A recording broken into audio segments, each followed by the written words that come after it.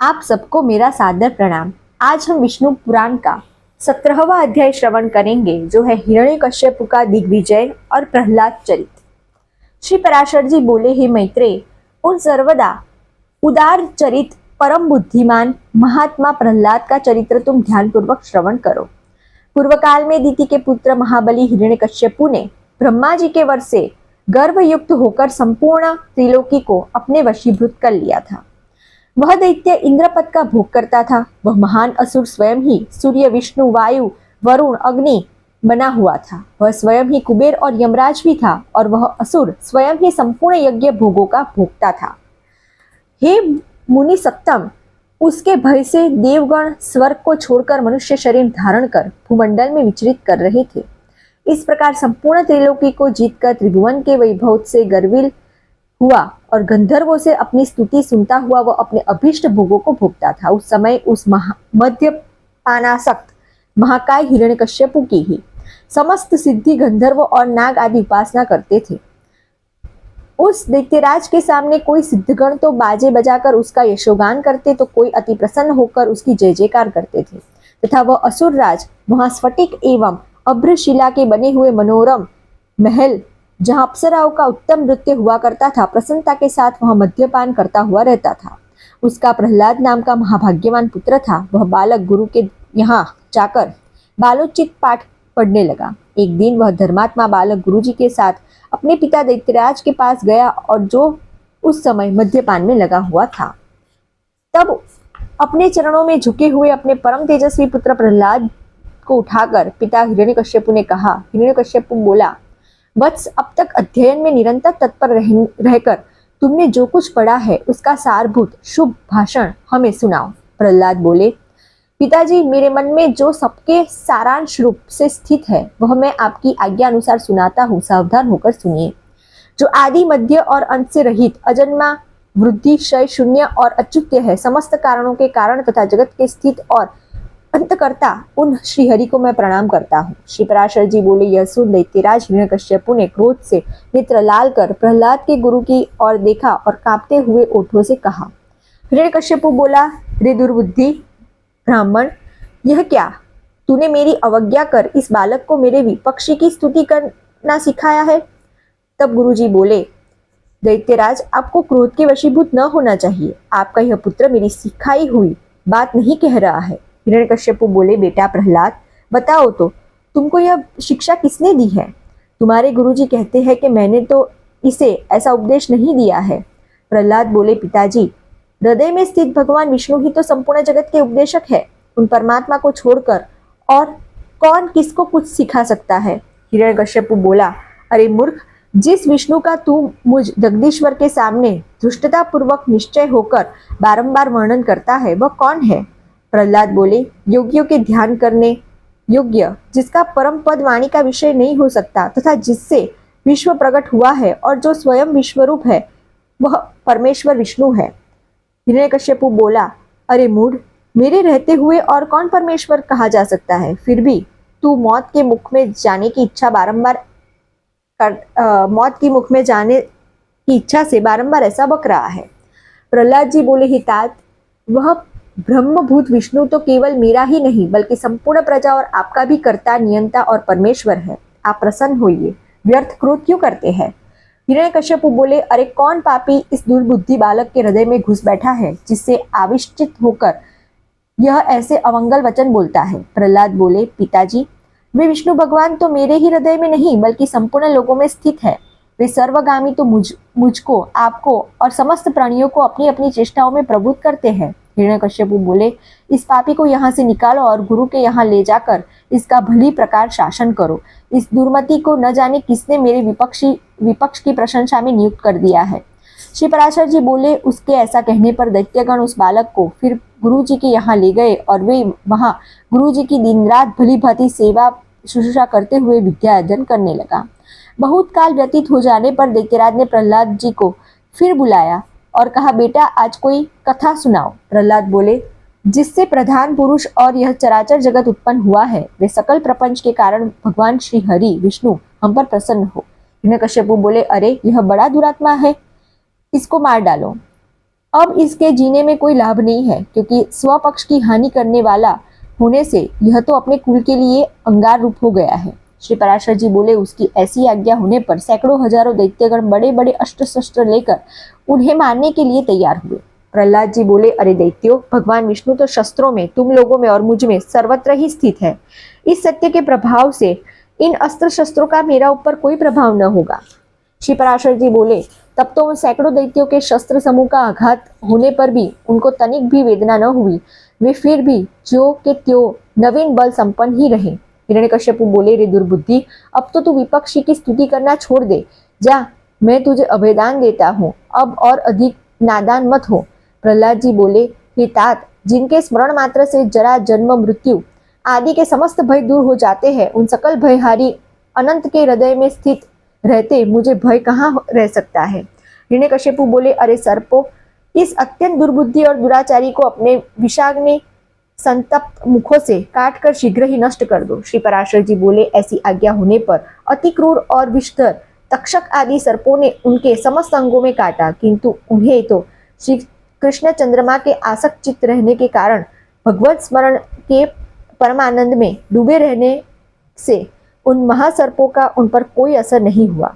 सर्प बोले, हे दैत्यराज, देखो, हमारी दाढ़ों टूट गई, मणियां चटकने लगी, फणों में पीड़ा होने लगी और हृदय कांपने लगा, तथापि इसकी त्वचा तो जरा भी नहीं कटी। इसलिए अब आप हमें कोई और कार्य बताइए। हिरण्यकश्यप बोले, हे दिग्गजों, तुम सब अपने संकीर्ण दांतों को मिलाकर मेरे शत्रु पक्ष द्वारा मुझसे विमुख किए हुए इस बालक को मार डालो। देखो, जैसे अरणि से उत्पन्न हुआ अग्नि उसी को जला डालता है, उसी प्रकार कोई कोई जिससे उत्पन्न होता है उसी के नाश करने वाला हो जाता है। श्री पराशर जी बोले, तब पर्वत शिखर के समान विशालकाय दिग्गजों ने उस बालक को पृथ्वी पर पटक कर अपने दांतों से खूब रौंदा, किंतु श्री गोविंद का स्मरण करते रहने से हाथियों के हजारों दांत उनके वक्षस्थल से टकराकर टूट गए। तब उन्होंने पिता हिरण्यकश्यप से कहा, ये जो हाथियों के वज्र समान कठोर दंड टूट गए हैं, इसमें मेरा कोई बल नहीं है। यह तो श्री जनार्दन भगवान के महाविपत्ति और कलेशों के नष्ट करने वाला स्मरण का प्रभाव ही है। हिरण्यकश्यपु बोले, अरे दिग्गजों, तुम हट जाओ। दैत्यगण, तुम अग्नि जलाओ, और हे वायु, तुम अग्नि को प्रज्वलित करो, जिससे इस पापी को जला डाला जाए। श्री पराशर जी बोले, तब अपने स्वामी की आज्ञा से दानवगण काष्ठ के एक बड़े ढेर में स्थित उस असुर राजकुमार को अग्नि प्रज्वलित करके जलाने लगे। प्रहलाद जी बोले, हे तात, पवन से प्रेरित हुआ भी यह अग्नि मुझे नहीं जलाता। मुझे को तो सभी दिशाएं ऐसी शीतल प्रतीत होती है मानो मेरे चारों ओर कमल बिछे हुए हो। श्री पराशर जी बोले, तदंतर शुक्र जी ने पुत्र बड़े पुरोहित गण साम नीति से दैत्यराज की बड़ाई करते हुए बोले। पुरोहित बोले, हे राजन, अपने इस बालक पुत्र के प्रति अपना क्रोध शांत कीजिए। आपको तो देवताओं पर ही क्रोध करना चाहिए, क्योंकि इसकी सफलता तो वही है। हे राजन, हम आपके इस बालक को ऐसी शिक्षा देंगे जिससे यह विपक्ष के नाश का कारण होकर आपके प्रति अति विनीत हो जाएगा। हे दैत्यराज, बाल्यावस्था तो सब प्रकार के दोषों का आश्रय होती है, इसलिए आपको इस बालक पर अत्यंत क्रोध का प्रयोग नहीं करना चाहिए। यदि हमारे कहने से भी यह विष्णु का पक्ष नहीं छोड़ेगा, तो हम इसको नष्ट करने के लिए किसी प्रकार न टालने वाली कृत्या उत्पन्न करेंगे।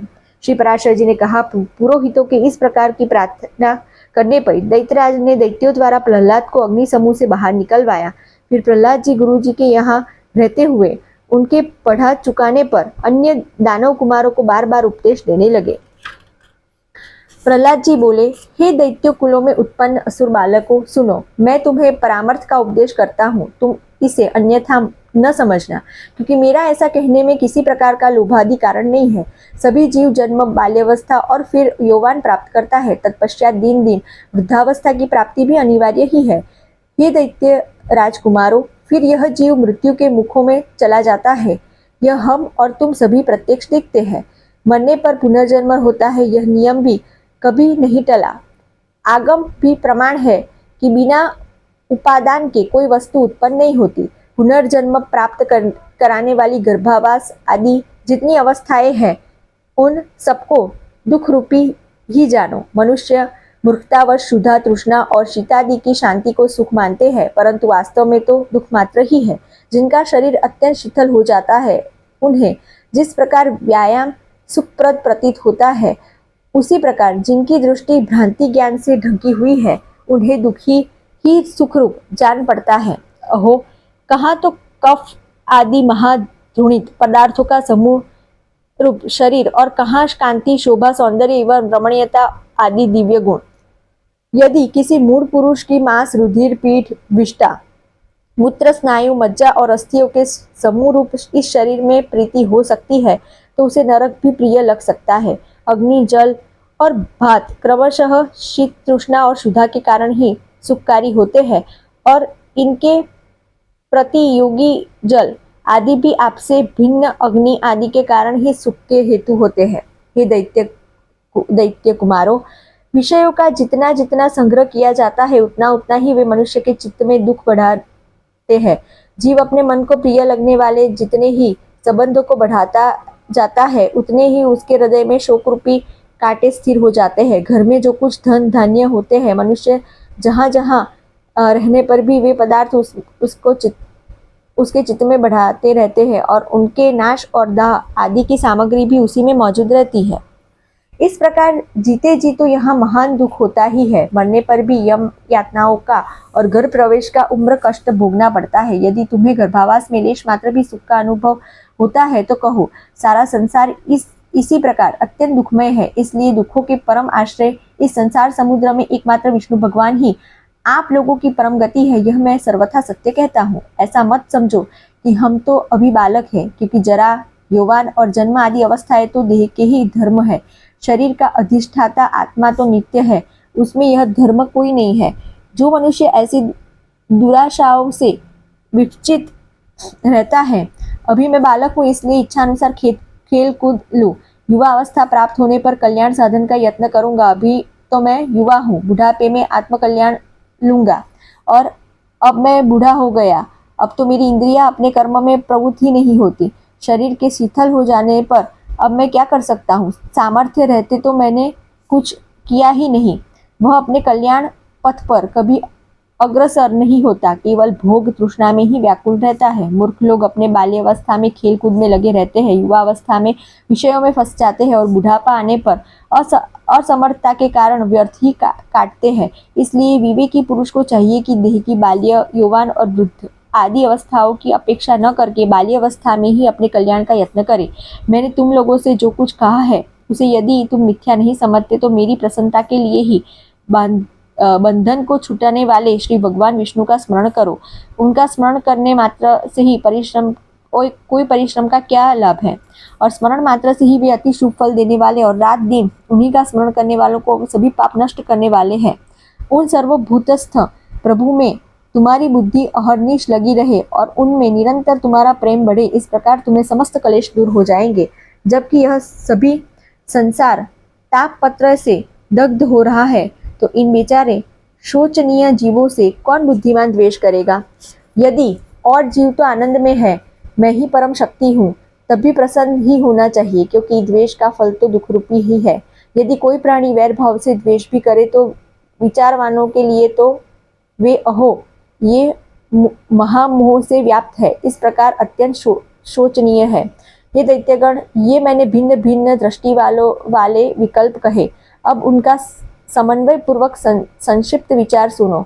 यह संपूर्ण जगत सर्वभूतमय भगवान विष्णु का विस्तार है, अतः विचक्षण पुरुषों को इसे आत्मा के समान अभेद्य रूप से देखना चाहिए। इसलिए दैत्य भाव को छोड़कर हम और तुम ऐसा यत्न करें जिससे शांति लाभ कर सके। जो अग्नि, सूर्य, चंद्रमा, वायु, मेघ, वरुण, सिद्ध, राक्षस, यक्ष, दैत्यराज, सर्प, किन्नर, मनुष्य, पशु और अपने दोषों से तथा ज्वर, नेत्र रोग, अतिसार, तिल्ली और गुल्म आदि रोगों से एवं द्वेष, ईर्षा, मत्सर, राग, लोभ और किसी अन्य भाव से भी कभी क्षीण नहीं होती, और जो सर्वदा अत्यंत निर्मल है, उसे मनुष्य अमल स्वरूप श्री केशव में मनोनिवेश करने से प्रयत्न कर लेता है। हे दैत्यों, मैं आग्रहपूर्वक कहता हूँ, तुम इस असार संसार के विषयों में कभी संतुष्ट मत होना।